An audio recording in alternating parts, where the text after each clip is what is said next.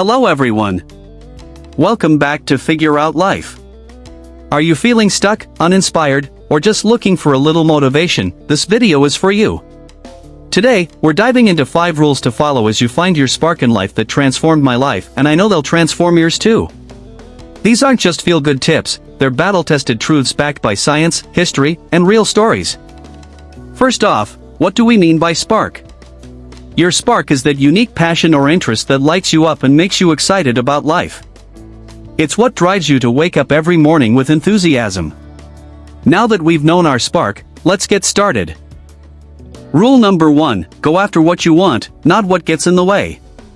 Ever feel stuck chasing quick fixes instead of your actual goals? I did. At 25, I wasted a year trying to avoid failure instead of chasing my dream to start this channel. Then I stumbled on a Harvard study: people who focus on opportunities, not obstacles, are 3x more likely to achieve their goals. So I shifted. I stopped obsessing over what if I fail, and asked, what if I fly? 5 years ago, I was sitting in a cubicle at a job I hated, scrolling through YouTube during lunch breaks, watching other people live the life I dreamed of. I wanted to create content to inspire people, but I was paralyzed by fear. Every day, I'd tell myself, what if I fail? What if I look stupid? What if nobody cares? Then, one night, my mom called me.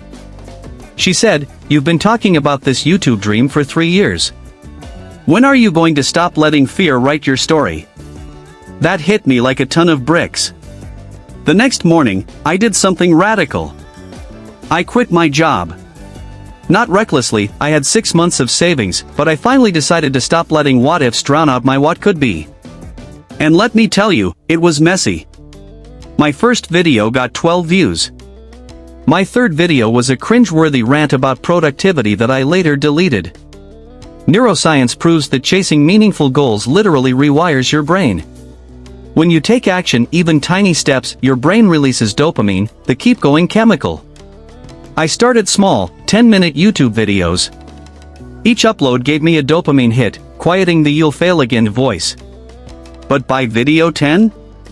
Someone commented, "This helped me finally apply for nursing school." That's when I realized, going after what you want isn't about perfection.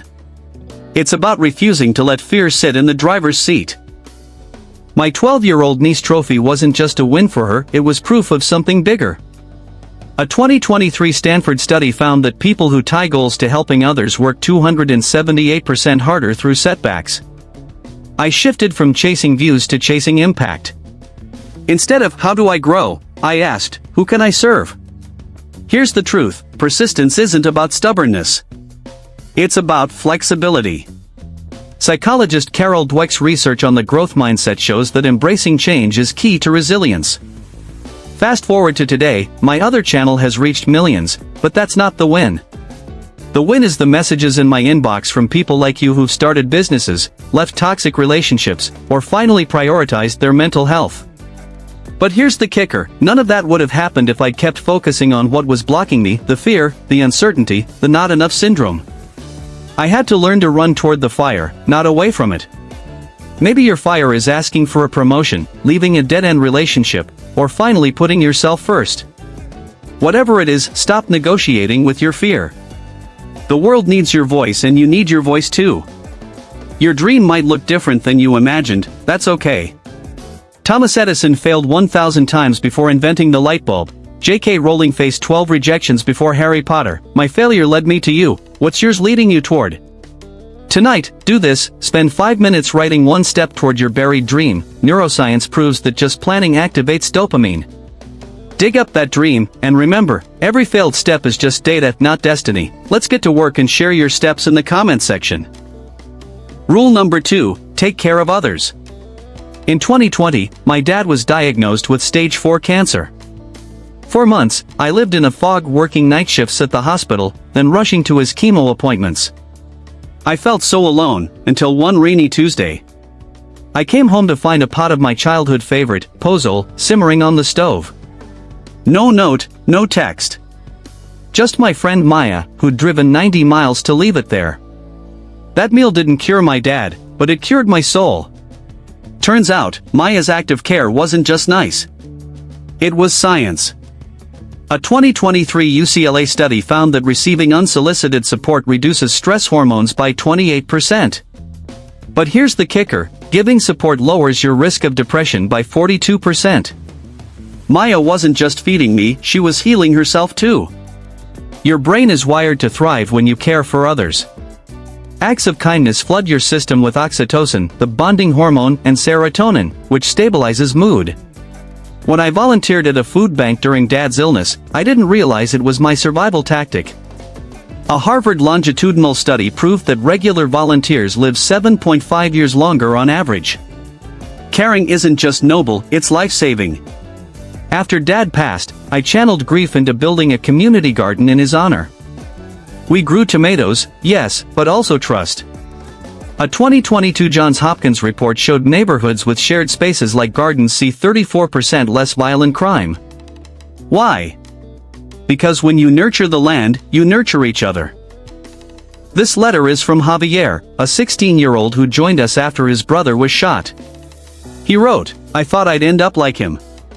But digging in the dirt taught me how to grow instead of rot. I'm terrible at cooking. When I tried to repay Maya's pozole with a thank you casserole, I set off the fire alarm.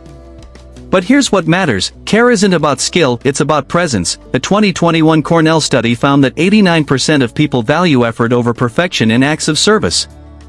Maya didn't care about the smoke, she cared that I tried. Your casserole moment might be awkward, do it anyway. Text the friend who's grieving, mow your neighbor's lawn, babysit for a single parent. Imperfect care is better than perfect indifference. In South Africa, there's a philosophy called Ubuntu, my humanity is tied to yours. This week, practice Ubuntu. Start small, compliment a stranger, tip double or join my care challenge. This week, do one unsolicited act of kindness. Tag me or drop it in comment, I'll reshare your stories. Rule number 3, be the last to speak. Ever heard of the Mandela method? Nelson Mandela listened first, even to his enemies. By understanding their fears, he led a nation to peace. I tested this in my marriage. Instead of reacting when my partner disagreed, I listened. Result? Fewer fights, deeper love.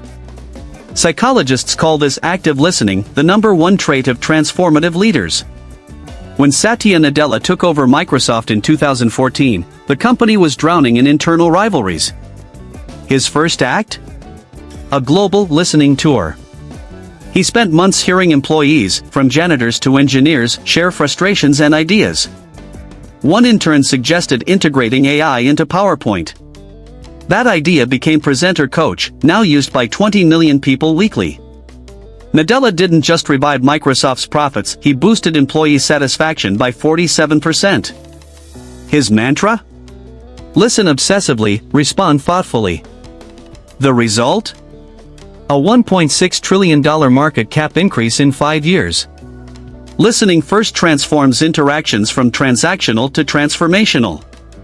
Whether rebuilding nations, reviving companies, or repairing relationships, it's a practice that bridges divides and unlocks collective genius. Listening is not merely hearing words, it's an act of respect, empathy, and curiosity. By prioritizing listening over speaking, we create space for understanding, collaboration, and innovation. This principle challenges us to resist the urge to dominate conversations and instead foster environments where every voice feels valued. fMRI studies reveal that active listening activates the prefrontal cortex, critical for empathy, and the temporal parietal junction, linked to perspective taking. Conversely, rehearsing responses lights up the Broca's area, shifting focus to self-expression. When we feel heard, our brains release oxytocin and dopamine, chemicals that build trust and reduce stress.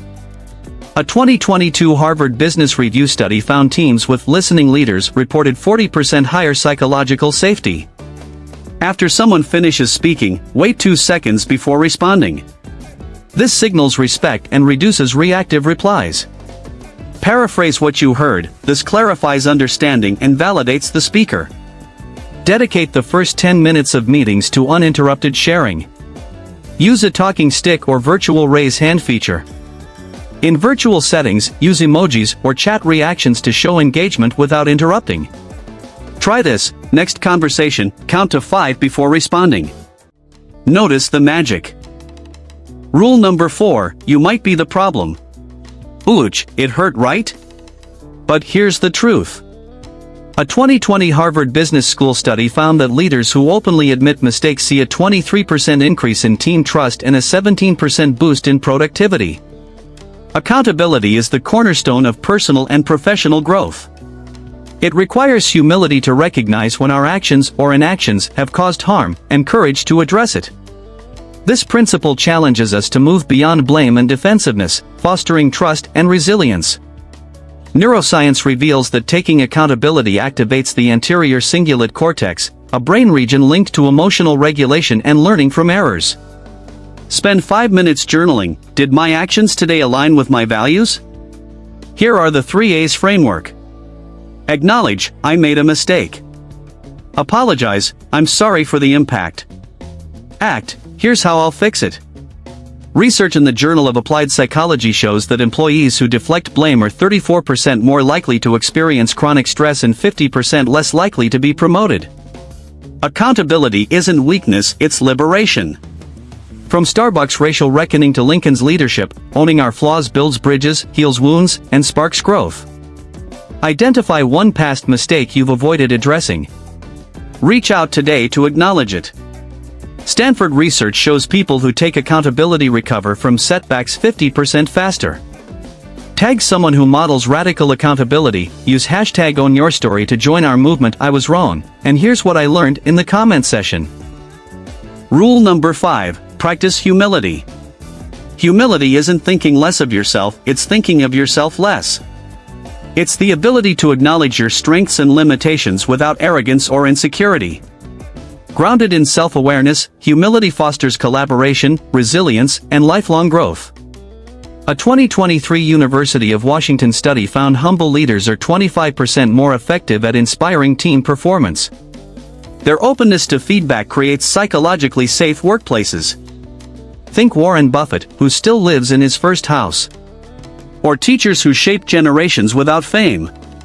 Stay grounded, stay grateful.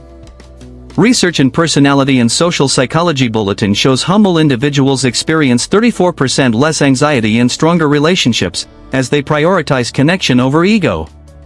Companies with humble CEOs are 19% more likely to embrace disruptive ideas, Harvard Business Review, 2022, as ego doesn't block progress.